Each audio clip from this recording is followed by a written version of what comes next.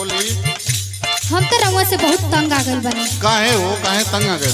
आप ऐसे ही पियत रहो और इधर उधर घूमत रहो।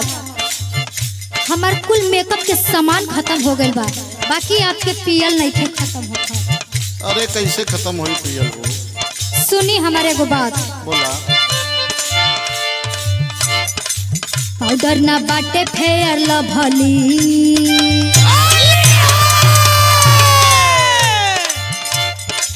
पाउडर ना बाटे फेयर लवली, पिए ला खाली बंटी या बबली।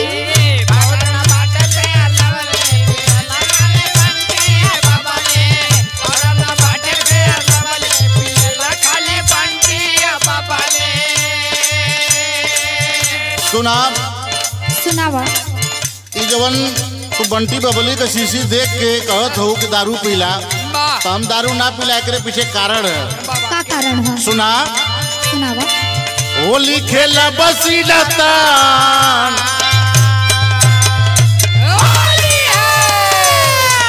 होली खेला बसीला तान, ओके दतली रानी परधान। होली खेला बसीला तान, ओके दतली रानी परधान। होली खेला बसीला तान, ओके दतली रानी परधान। सुना। बोला। तो हरे ए रहन से ना, जब जब हम गाँव में जाने हैं, हाँ तो का हो जाला? सब लोग हमके ताना मारे, रोज हमेशा ताना मारे ना। पियक्कड़ कहेला का लो? और न तका जानत तो बाड़ बिना पियल ही जान गइलो। तुको छाटल बता तारा मनुआ खस्से लेखा। सुना। बोला ता बोली पूरा टोला महल्ला, टोला महल्ला, टोला महल्ला, टोला महल्ला, टोला महल्ला।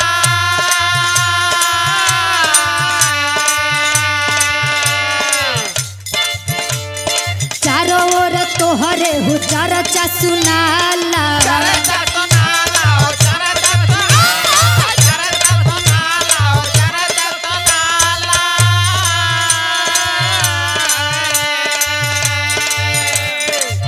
हमके बनौले बड़ पगली,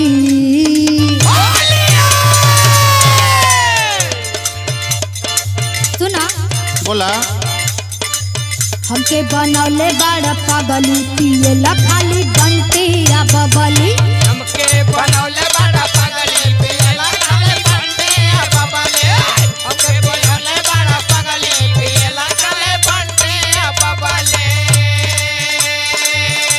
आई सद्दीक चचा बिजराज भैया के साथे रहिला तो ना तो कुछ कहेलू, लेकिन जेपी भैया और दिनेश कवि के साथे रहिला तो ऐसा काहे कहत हो? काहे कि वो लोग पिए ला लो बहुत। देखा हमार बात सुना। सुनावा। तो के पागल ना बनौले हैं। एक एक बतिया करेले हमके चोट हो,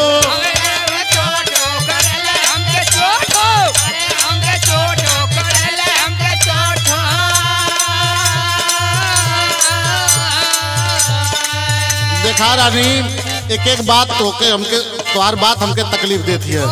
आई बिजराज भैया, अशोक भैया, सूरज भैया और सद्दीक चचा, ये लोग तो साथे रहबा करेला, लेकिन हाई लोग हमार का है जेपी भैया और दिनेश कवि। एक एक बतिया करेले हमके चोट हो,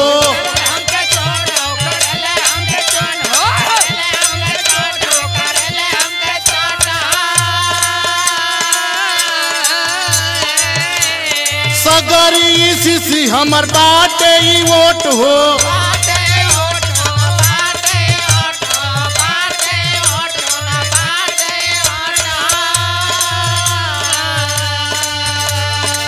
बेच दे खेत खरिहान, बेच दे खेत खरिहान, ओके दतली रानी परधान।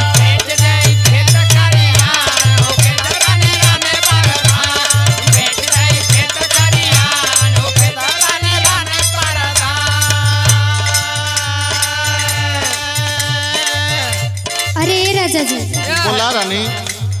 हम बहुत यह चाहतानी कि रंगवाई पियल उल छोड़ के जेपी और प्रधानी लड़ती तो हमरो का शान होखत। अब लाइन पे अलू है। दिनेश कवि का संग सुनी। छोड़ दो या जेपी का संग छोड़ दो, अशोक की संगे रहबो कोनो बात ना। जहिया तू राजा हो जैब प्रधान हो,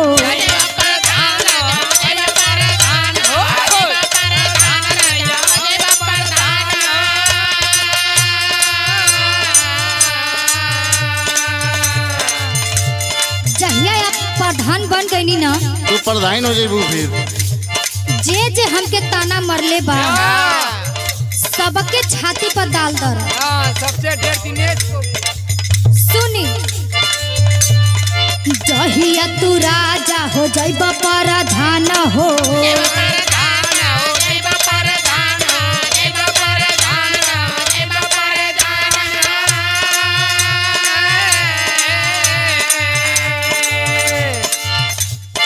छतिया पर सबके चढ़ब सीना तान हो,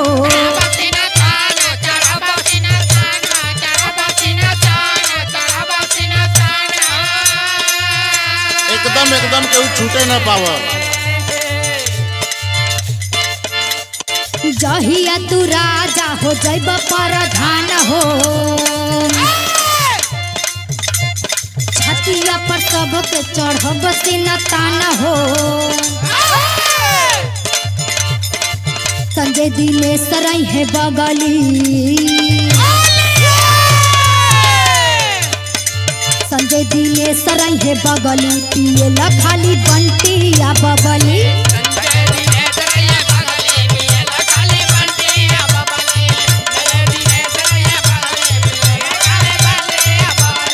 होली खेला बसीना तान होके दतली रेडी परदा।